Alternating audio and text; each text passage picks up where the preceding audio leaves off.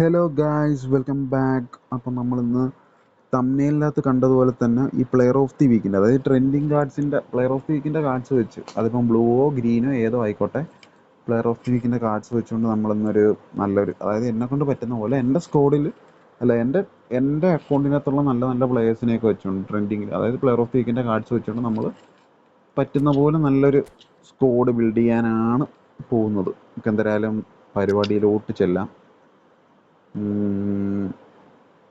ഇത് ചെയ്യണ്ട, ഷോർട്ട് ചെയ്യണ്ടേ? ഷോർട്ടല്ലല്ലേ, ഫിൽട്ടർ ചെയ്യണം.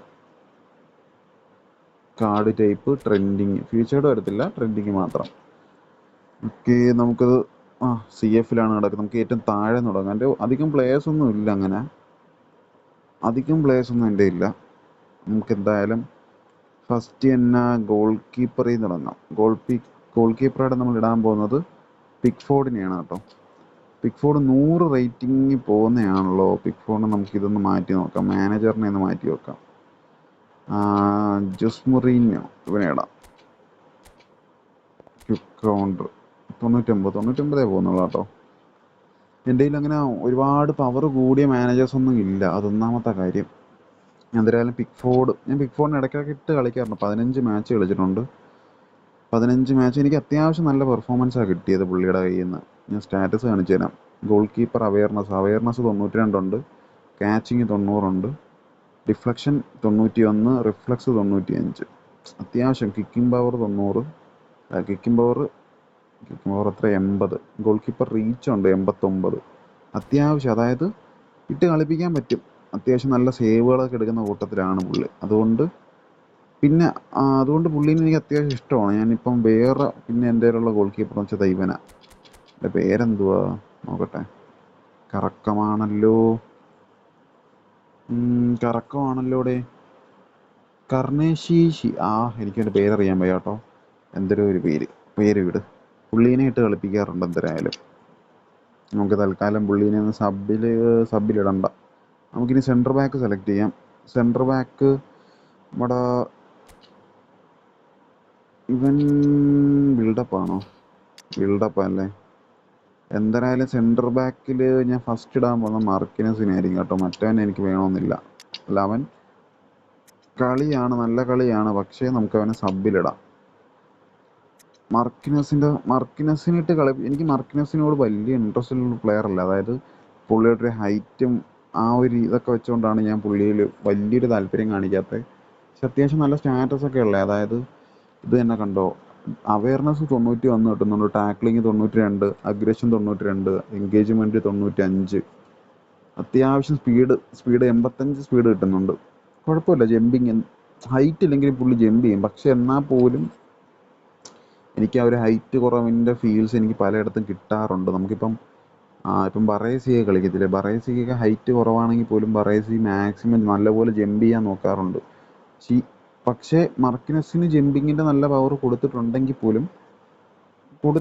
പോലും പുള്ളിയുടെ ജമ്പിങ്ങിലോ അല്ലെങ്കിൽ എനിക്കങ്ങോട്ട് അത്ര സാറ്റിസ്ഫൈഡ് അല്ല. അതുകൊണ്ടാണ് ഞാൻ പിന്നെ വലിയൊരിത് കാണിക്കാത്ത. നമുക്ക് എന്തായാലും അതുകൊണ്ടാണ് മർക്കിനസിൻ്റെ കാര്യം. എന്തായാലും പക്ഷേ എൻ്റെ കിടക്കുന്ന അതായത് ഹുജൈനോ, ഈ നമ്മുടെ റയലിൻ്റെ പ്ലെയറല്ലേ, ജെയ്സൺ. ഇവനെ വെച്ച് നോക്കുമ്പോഴും കുറച്ചുകൂടെ എനിക്ക് മർക്കിനസ് ഓക്കെ ആയിട്ട് തോന്നി. അതുകൊണ്ടാണ് ഞാൻ മർക്കിനസിന് ഇട്ടേക്കുന്നത്. ഇത് നമുക്ക് രണ്ടാമത്തെ സെൻറ്റർ ബാക്കിനെ സെലക്ട് ചെയ്യാം. രണ്ടാമത്തെ റൊമേറോനെയാണ് രണ്ടാമത് ഇടുന്നത്. നമ്മുടെ ഡിസ്ട്രോയർ സെൻറ്റർ ബാക്കായിട്ട് ഇടുന്നത് റൊമേറോ. ഞാൻ അധികം കളികളൊന്നും എത്ര കളി കളിപ്പിച്ചിട്ടുണ്ട്? 35 മാച്ച് കളിപ്പിച്ചിട്ടുണ്ട്. അതും കൂടുതൽ ഇവൻസ് ആണ്. പക്ഷേ എനിക്ക് അത്ര ഓക്കെ അല്ല. പുള്ളിയുടെ ഹൈറ്റ് എത്ര? 185. ഹൈറ്റ് കുറവാണ്. ഡിസ്ട്രോയർ ആയിട്ട് പോലും ഹൈറ്റ് കുറവായതുകൊണ്ടായിരിക്കാം പലയിടത്തും ഒരു ഇഷ്യൂസ് തോന്നുന്നത്. സ്റ്റാറ്റസൊക്കെ നമ്മുടെ മാർക്കിനസിനെ കണക്ക് തന്നെയാണ്. ഏകദേശം 91, 93, 94, വീണ്ടും 93, 87 സ്പീഡ് കിട്ടുന്നുണ്ട്. കുറച്ചുകൂടെ സ്റ്റാറ്റസ് ലേശം പൊടിക്ക് കൂടുതലാണ്. പക്ഷെ എന്നാൽ പോലും ഈ രണ്ടുപേർക്കും ഹൈറ്റിൻ്റെ ഇഷ്യൂ ഉള്ളതുകൊണ്ട് ഈ പൊക്കിയിടുന്ന ബോളുകളെല്ലാം നമുക്ക് കുറച്ച് ഇഷ്യൂസായിട്ട് തോന്നും. അതുകൊണ്ടുള്ളൊരു ബുദ്ധിമുട്ടേ ഉള്ളൂ. എന്തായാലും സബിലോട്ടൊരു ഡിസ്ട്രോയറിന് അത് ഇവനെ ആയിരിക്കും കേട്ടോ ഈ കളിക്കാരന്. എൻ്റെ പേരെന്തുവാണ്? സ്കാൽവിനി. സ്കാൽവിനി. പക്ഷെ എനിക്ക് ഇവൻ അത്യാവശ്യം ഓക്കെ കേട്ടോ. അതായത് ഞാൻ പുള്ളിക്ക് എ ഫോം ഉണ്ടോ പുള്ളീനെ ഇറക്കിയാണ്. പുള്ളി അത്യാവശ്യം എനിക്കൊന്ന് 101ഓളം പുള്ളി പോകും. ഇപ്പം എ ഫോമിലല്ല, അതുകൊണ്ട് പോകുന്നില്ല. പക്ഷെ പുള്ളി അത്യാവശ്യം സെറ്റപ്പാണ് ഇവൻ. സ്കാൽവിനി 194 ഹൈറ്റ് ഉണ്ട് കണ്ടോ. പുള്ളി എനിക്ക് അത്യാവശ്യം, അതായത് ഞാൻ കളിപ്പിച്ച കളിയൊക്കെ പുള്ളി എനിക്ക് നല്ല പെർഫോമൻസ് തന്നത്. പുള്ളീനെ എക്സ്ട്രാ ഫ്രണ്ട് മാൻ ഇതാണ് പുള്ളിയുടെ. അതായത് നമ്മുടെ റാമോസിനൊക്കെ വരുന്ന ടൈപ്പുള്ള ഒരു എന്തരാ പ്ലേയിങ് സ്റ്റൈലാണ് പുള്ളിക്ക് വന്നേക്കുന്നത്. പുള്ളിനെയായിട്ട് കളിപ്പിക്കാറുണ്ട് അത്യാവശ്യം. എനിക്ക് അത്യാവശ്യം ഓക്കെയാണ് പുള്ളി. എല്ലാം കുറച്ച് ബാലൻസ് ഉണ്ട്. Speed 87, jumping 84. പക്ഷേ പുള്ളി എനിക്ക് അത്യാവശ്യം ഓക്കെ ആയിട്ട് തോന്നി. ഞാൻ പുള്ളിക്ക് എ ഫോം ഉണ്ടെങ്കിലേ പുള്ളീനെ മെയിനായിട്ട് ഇറക്കാറുള്ളൂ. നമുക്കിനി എന്തായാലും റൈറ്റ് ബാക്ക് ലെഫ്റ്റ് ബാക്ക് അല്ലേ ഇനി അടുത്തത്. റൈറ്റ് ബാക്കും വേണം. റൈറ്റ് ബാക്ക് വേറെ ആരുമല്ല, റൈറ്റ് ബാക്ക് നമ്മുടെ അർണോൾഡ് തന്നെയാണ്. എനിക്ക് ഈ ഇടയ്ക്ക് കിട്ടിയതാ. പക്ഷേ പുള്ളി കിടിലൻ പെർഫോമൻസ് ആണ്. കിടിലമായിട്ട് നല്ല ഷൂട്ട് ചെയ്യാനാണെങ്കിലും അത്യാവശ്യം കാര്യത്തിന് എല്ലാത്തിനും എല്ലാം ബാലൻസ് ആയിട്ടുള്ളൊരു സ്റ്റാറ്റസാണ് കാണുന്നത് എല്ലാം. എന്നുവെച്ചാൽ ഒരുപാട് ഗ്രീനും അല്ല, ഒരുപാട് ബ്ലൂവും അല്ല, ആ ഒരു ടൈപ്പ്. പക്ഷെ പുള്ളി ഓക്കെയാണ്. ഓടി കയറി വന്ന് ഫ്രണ്ടിൽ കയറി വന്നൊരു അടിയടിക്കാനാണെങ്കിലും എല്ലാത്തിനും പുള്ളി അത്യാവശ്യം പക്കയാണ്. അർണോൾഡിനെ കുറിച്ച് അധികം ഞാൻ അങ്ങനെ പറയണ്ടല്ലോ. പുള്ളി എന്തായാലും ഓക്കെയാണ്. ലെഫ്റ്റ് ബാക്ക് വരുമ്പോഴത്തേക്ക് ലെഫ്റ്റ് ബാക്കിലാണ് നമുക്ക് ഓപ്ഷൻസ് കുറവ്. ഞാൻ എന്നാൽ ലെഫ്റ്റ് ബാക്കിൽ കൂടുതൽ യൂസ് ചെയ്യുന്നത് ഇവനെ. എൻ്റെ പേരെന്തരായിരുന്നു? ഗ്രിമാൾഡോ. ഇവനെയാണ് യൂസ് ചെയ്യുന്നത്. ഓക്കെ അങ്ങനെ അധികം ഇതൊന്നും പറയാനില്ല. അധികം സ്റ്റാറ്റസ് ഒക്കെ പറയാമെന്നുണ്ടെങ്കിൽ തന്നെ എന്താണ്ട കേളുണ്ടല്ലേ പുള്ളിക്ക്.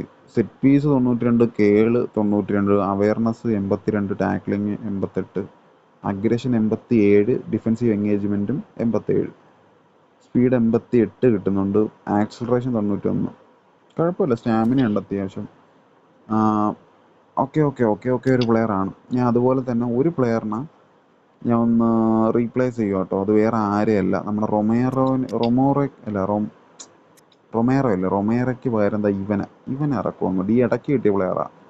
പക്ഷേ പുള്ളി അത്യാവശ്യം നല്ല ഹൈറ്റൊക്കെ ഉണ്ട്. ഞാൻ കളിപ്പിച്ചില്ല ഇതുവരെയായിട്ട്. പക്ഷെ നല്ല ഹൈറ്റൊക്കെ ഉള്ള ഒരു പ്ലെയർ ആയതുകൊണ്ട് പുള്ളി ഓക്കെ ആയിരിക്കും എന്ന് എൻ്റെ മനസ്സ് പറയുന്നു.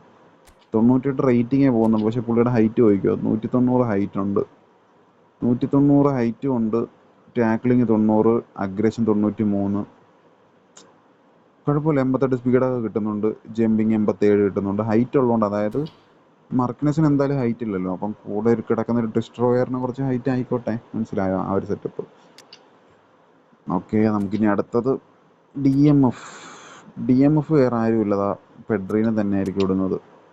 കുഴപ്പമില്ല, അവിടെ കിടന്ന് കളിച്ചോളൂ. എ ഫോമിലാണെന്നുണ്ടെങ്കിൽ കുറച്ചുകൂടെ പുള്ളി അത്യാവശ്യം നല്ല പാസൊക്കെ വെച്ച് തരും. അതുകൊണ്ടാണ് പെഡ്രീനെ അവിടെ ഇട്ടേക്കുന്നത്. സ്റ്റാറ്റസ് കാണിച്ചു തരാം. Ball control 91, dribbling 90, tight position 93, low pass 93.